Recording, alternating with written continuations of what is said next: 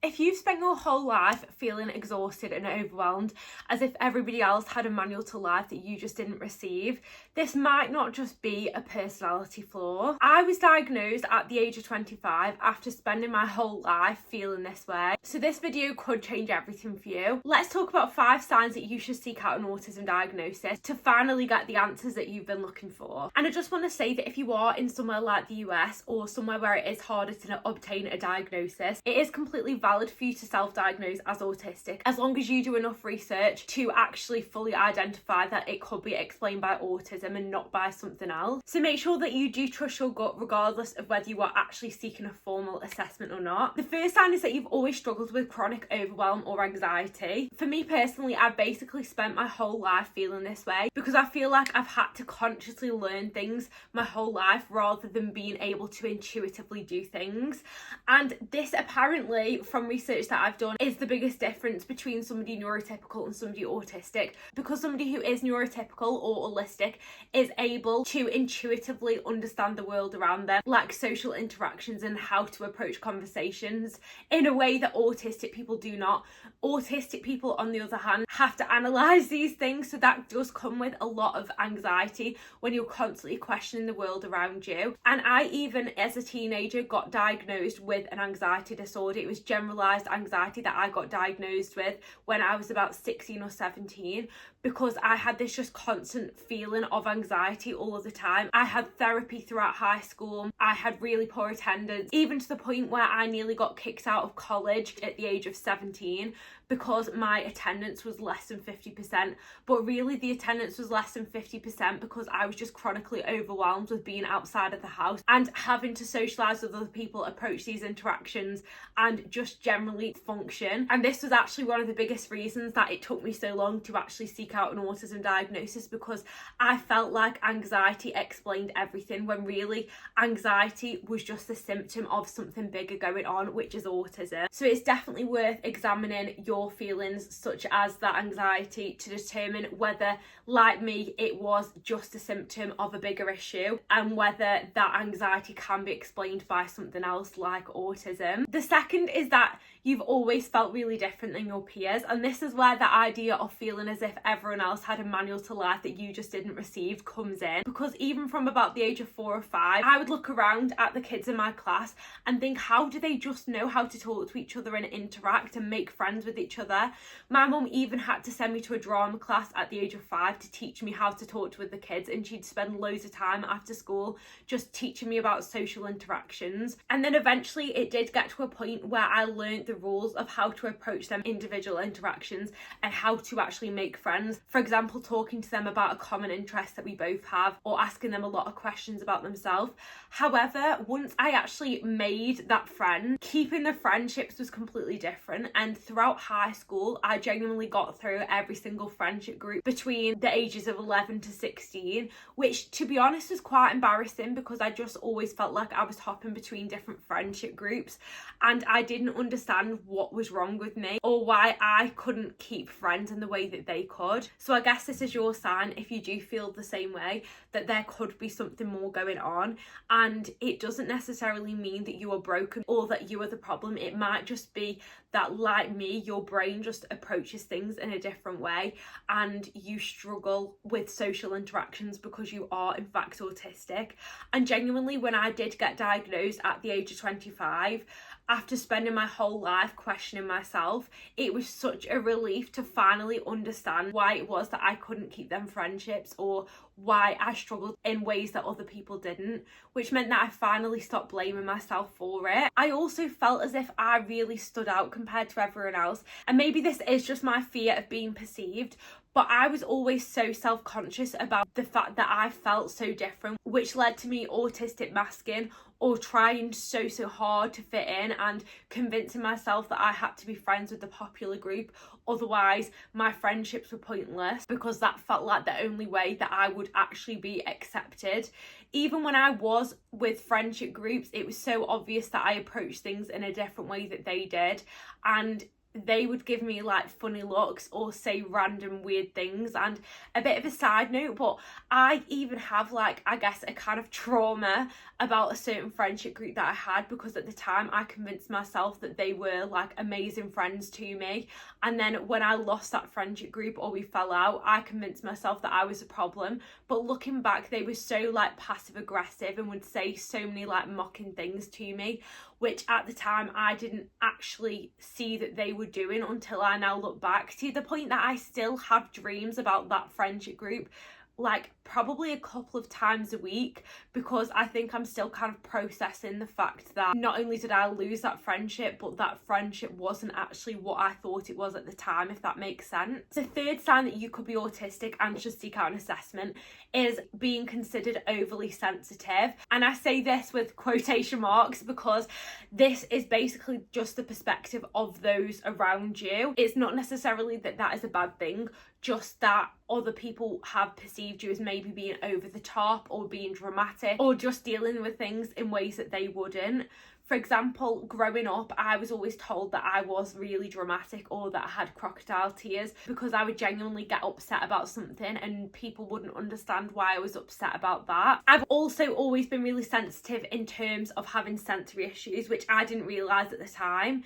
Again, going back to what I said about anxiety, this was another symptom of me being autistic, because I would go out into public places and there'd be loads of loud noise, or I'd go to a theme park and I'd just be really overstimulated and overwhelmed, and people would just say that I was being overly sensitive or being dramatic because I felt really anxious. Like inside my body, I would be getting heart palpitations, but I didn't realise at the time that that was just because of the sensory environment around me, and I was overly sensitive to that. I remember being little and being obsessed with Matilda and going around telling everybody that I had powers like Matilda, when really these were just in fact my sensory issues, which I didn't realise that I had. So maybe you can relate to that as well. I've also been called dramatic because of the way that I deal with things like change too, which is linked to rigid thinking within the autism criteria. So if all of a sudden plans changed, or I thought we were going to Pizza Hut and we ended up going to McDonald's, or vice versa, or even having surprises on my birthday and things like that, I've always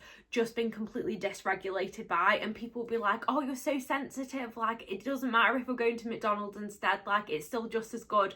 But it wasn't actually about the fact that we were going somewhere else, it was about the fact that my brain took longer to process things, which meant that my initial reaction was to panic because my brain couldn't catch up with the fact that things have changed. And it is important to note as well that if you are autistic, you do need to fit the autism criteria to a disabling amount. So any of these examples that I am giving, these need to be experienced enough where it could be considered disabling. For example, if you only have these struggles occasionally, then you probably aren't autistic. Or if you've only experienced them recently and you never had them in childhood or throughout your whole life, or you only experienced them in one setting, it could be something else, it could be trauma, it could be anxiety. So it's really important that you don't just look at these signs in terms of just whether you experience them right now, but if you have always experienced them too. Which brings me nicely onto my autism guide, which I have in fact created. It has helped so many autistics, especially from my TikTok account, to actually understand their autistic traits more. So basically I approached my own assessment 2 years ago in the most autistic way possible. They were the actual words of the assessor that I had when I got my autism diagnosis. So I basically created a spreadsheet breaking down the whole DSM-5 criteria into categories, and then I put all of my own personal examples down from research that I'd done of how my autism presented within that criteria, which I've now basically made into an autism diagnostic guide. So it's still a spreadsheet, but it's got loads of questions for you within the full criteria, explaining what the criteria looks like, explaining what examples can look like, and there's even a whole section talking about things like masking or seeking out your autism assessment as well. So if you are interested in that, if you are watching this video and suspect that you are autistic, then definitely make sure that you check that out. It's £10 or about $14, so I will link that below for any of you on your own autism journey. Anyway, moving on to sign number 4, which is not coping very well with adult life. Or if you are a teenager or somebody kind of approaching adulthood, it can also be struggling with the current demands that you also have. So it isn't just specific to adulthood, but I've found that since becoming an adult, and especially since becoming a mum about 6 years ago, I've really struggled to function day to day within life, and it just feels as if everybody else around me is able to function in a way that I'm not. For example, I really struggle to focus on multiple areas of my life. Maybe you do as well.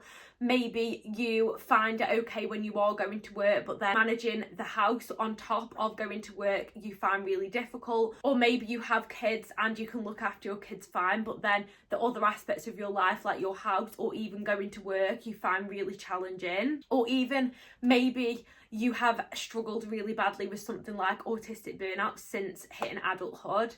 One part of the criteria that can relate to this is the fact that autistic traits, although they need to be present throughout your life, symptoms of that autism may not become fully manifest until your external environment becomes too much pressure.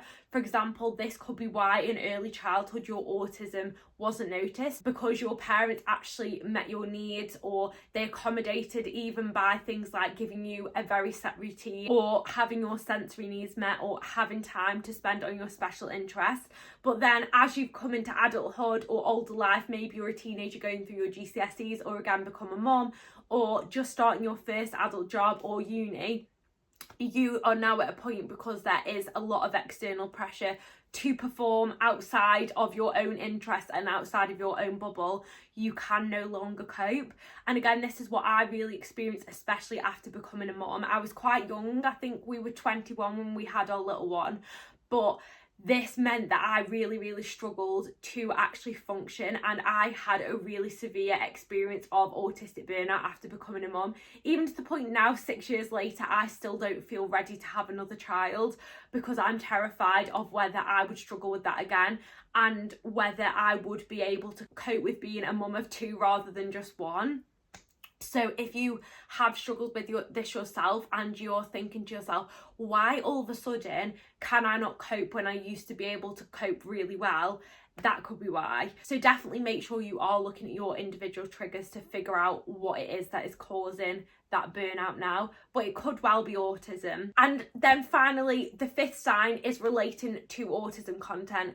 Maybe you watch a lot of TikToks and you see a lot of creators that are talking about autism and explaining their own autistic traits, and you're thinking, that sounds like me.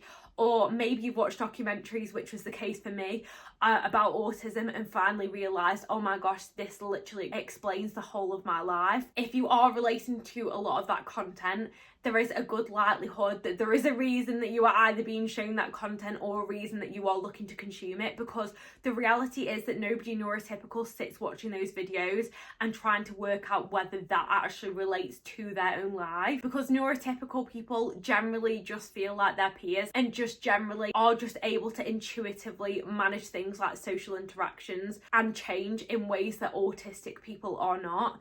So my number one thing that I want you guys to take away from this video is that you should always trust your gut. Because when I first started talking on TikTok about 2 years ago about the fact that I thought I was autistic, I got so much hate, because everyone was like, surely you would have got diagnosed earlier, or surely somebody would have noticed. But there are so many reasons why, especially when you are high masking, your autism can be missed. Studies have even found that 80% of autistic females are not diagnosed until after the age of 18, and a huge reason for that can be due to autistic masking. If you have watched until the end of this video, or you want to learn more about autism, then definitely subscribe to my channel, because I post long form videos about autism every week. But other than that, guys, thank you so much for watching. I hope this helps, and good luck on your autism journey. Bye.